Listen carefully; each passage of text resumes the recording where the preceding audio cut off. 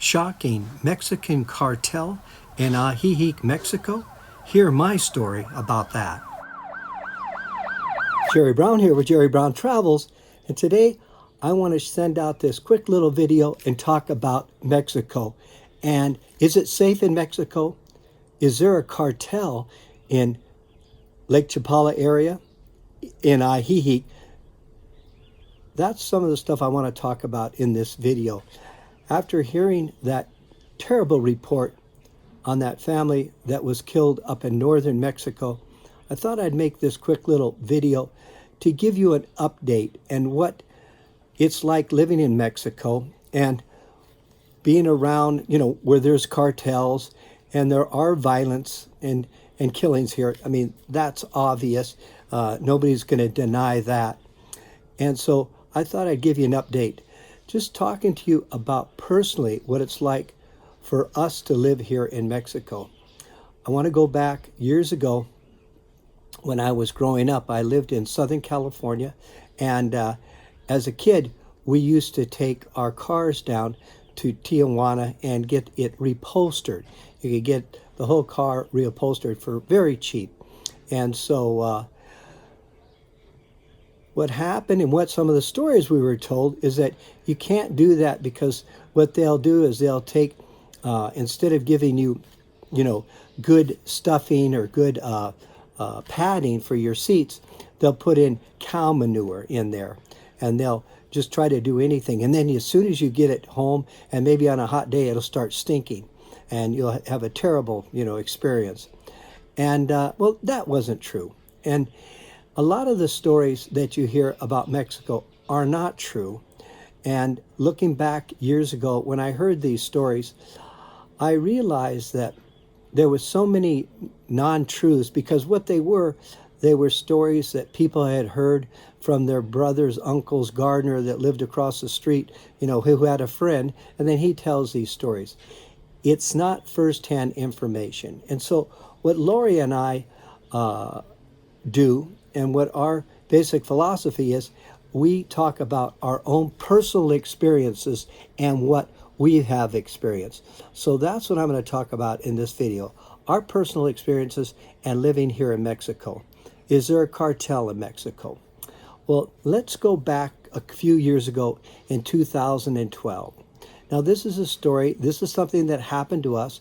We were living here, and firsthand information. Well, it didn't take long. Well, the cartel did come into Ajijic, and it was an interesting experience. It wasn't a friendly experience. We were scared. We were definitely scared for what was happening here.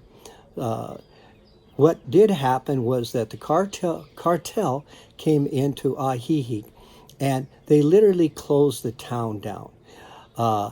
What they were doing is they were showing the local government that they have the power, that they're a very powerful group, and that they can close down this little community here. You have to realize there's only one way in to Ajijic, and there's one way out. And so you're pretty much captured, and you're pretty much, blocked in. Well, what they were doing is they were rounding up the younger kids that were smoking dope or doing drugs around the lake.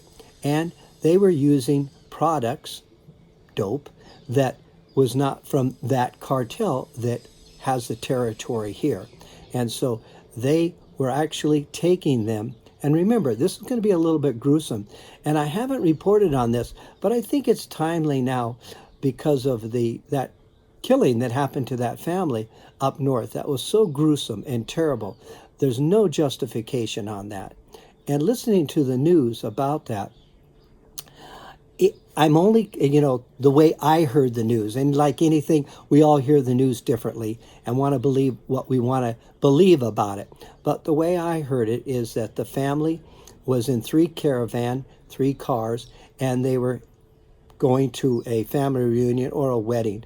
And they got caught in an ambush by 2 cartels. And apparently there's these 2 cartels that were going at war together, and they were fighting each other. Unfortunately, these people were in the wrong place at the wrong time. And they got caught up in this war between two cartels. And cartels are not,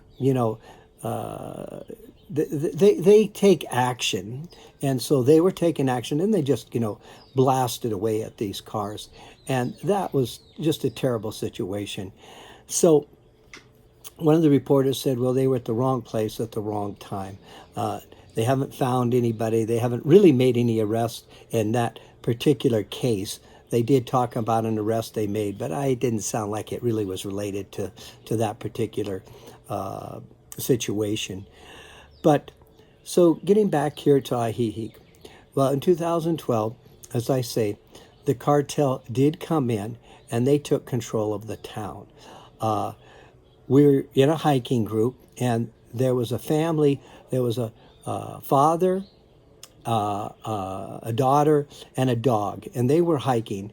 And the cartel had gathered about 8 young high school, college-age kids, and they were taking them over the mountain to the other side. And what they were doing over there, they were had a halfway house, and they were taking the students or the kids in there, and they were killing them. I mean, they were actually killing them. And so this father and daughter and the dog that were hiking down there, they came across the cartel. With the cartel, they had guns and everything like that. Well, they end up taking their shoelaces and they tied them together. They killed the dog, and off they went to continue their journey over the hill. Well, this family, who had lived here for years, was so shooken up as they got back, they literally left. Now, this is in 2012. Remember that. That's not today. It's not 2019, 2020. This is in 2012. And I'm only showing you something that happened here that we have by firsthand information. Well, our hiking group, we were quite afraid because we didn't want to go hiking, so we canceled all of our hikes up in the mountain. What was happening in the lower area and around the lake is they were picking up these younger people and killing them and making a spectacle. Well, the cartel alerted the government and the schools and said, we may be, coming after your children. So the schools all closed down. The parents were really afraid to, of course, take their kids to school. They didn't want anything to happen to them. What was happening in town, the restaurants were having all their employees leave very early, maybe 5 or 6 o'clock, get home before it got dark. And so all of us, expats that were living here, hey, we were very cautious. It was okay to be out during the day, but not at night. So most of us, had a lot of discussions around what was going to happen, what we felt was going to happen, what was our chances of safety, did we feel comfortable here, what was our decisions to do. Well, Lori and I, we decided to leave. I always said, if somebody, I hear about something on the news, let's say, and I hear they get shot with a gun or they get stabbed with a knife, I can understand that. I can see that could happen. But what they were doing in here was beyond that. And I won't go into that detail because it's quite gruesome. But, and I says to Lori, I says, well, do you feel comfortable about staying here? And we were renting at the time. And she says, well, I don't really feel real comfortable. So then I says, I'm not feeling comfortable either. So we got a hold of our landlord and we told them that we were going to leave, that they could keep our security deposit and our down payment and everything. And so we packed up the car and we took off. And in about 2 days, we were out of here. We were driving out of the country. And so that's when we headed over back to Hawaii to see if that's where we wanted to retire. But what happened was, the people that were here, of course, we were contacting our friends to see what was happening and see what the news was about the area, Ajijic Lake Chapala. And so what had happened is the officials came in. They brought in people from Mexico City, from Guadalajara, from the military, the government. They brought in a huge amount of people to say, we're going to take control of this town. We're going to, get the cartel out of here, and we're going to bring it back to a peaceful environment for you. And they did that. They did that within about a week and a half. All at once, the cartel, they weren't around anymore. All of our friends were back to hiking, going out to eat. It became, back to normal. And to be honest with you, I thought maybe we jumped the gun a little too quick, and that we left a little too early. But I always thought that I don't want to be the guy that says, only if he would have went to the doctor, he wouldn't have had that heart attack. Only if he would have left, he wouldn't have got killed. Only if he would have done this thing. And my philosophy has been, don't wait if there's a situation, medical or an emergency. Take action to protect yourself. So that's what Lori and I did. We left and headed out of here. So then, like I say, the people that did stay, things calmed down and everything got back to normal. So what does that mean for you, or in our particular, us right now, hearing that news about the family up there and other places in Mexico where the cartel has hit? Now remember, these are drug wars. These are areas that if you got caught, like that family did, in a crossfire in a drug war, then hey, not much you can do like that. But remember, in Chicago, they have their gangs, they have their cartels. In New York, the same thing. They have shootings, they have drive-by shootings. All major cities, have that problem. In Los Angeles, even we're in Paris and in England, they have terrorist problems in those countries in there. But there's always that chance that something like that could happen, and it could happen here in Mexico. Are we going to change our plans after this, hearing about this terrible shooting? Are we going to stop traveling in Mexico, driving our own car and driving around Mexico? Are we afraid that we're going to stop being friendly? No, we're not. We're not going to change our lifestyle, because we know that it is a rare situation where you hear on the news where actually, let's say, American or Canadian or a tourist, let's say, somebody from a foreign country has actually been caught up and gotten just killed randomly. Yes, in big cities, they could get robbed. That could happen. But overall, you hear about it in the news, you hear about cartels and the killings and what's happening. It is a war between the cartels. They're not after us. I have a feeling what happens is that they know that we are a valuable, here in Mexico. The expat, the foreigners are valuable to the Mexican people and the Mexican economy. We spend a lot of money here. We put a lot of money into their economy. And so I have a feeling that there's sort of an unwritten code that, hey, don't touch the foreigners, don't touch the tourists. And if you get caught up in a drug war, hey, then that particular case, there's nothing you can do about it. But we're not going to change our plans. We're going to still drive throughout Mexico. We're going to still visit colonial towns. We're going to still provide videos for you on updates on what it is to live here. So we're not going to change our day-to-day plans. We're not afraid about Mexico. We're not afraid to travel in Mexico. Again, the difference between the violence in Mexico, let's say the violence up north in the United States, is that now the killings that you're experiencing in the United States, boy, they're absolutely crazy, where a guy will come into a Walmart and just have an automatic, gun and just blast away everybody. Or a student will go into a school and do the same thing. Just these massive killings of innocent people. That's really a shame. It's not a drug situation. It's not even in the big cities. You get your gangs, your drive-by shootings, and in that particular case, there again, if you're caught walking down the street, you're in the wrong place at the wrong time, you could have trouble.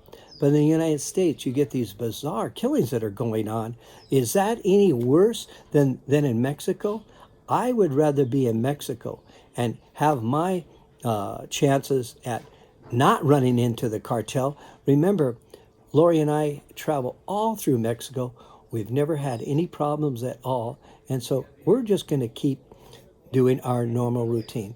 So I just want to send this video out to you to assure you that cartels, they have a lot of power. They have a lot of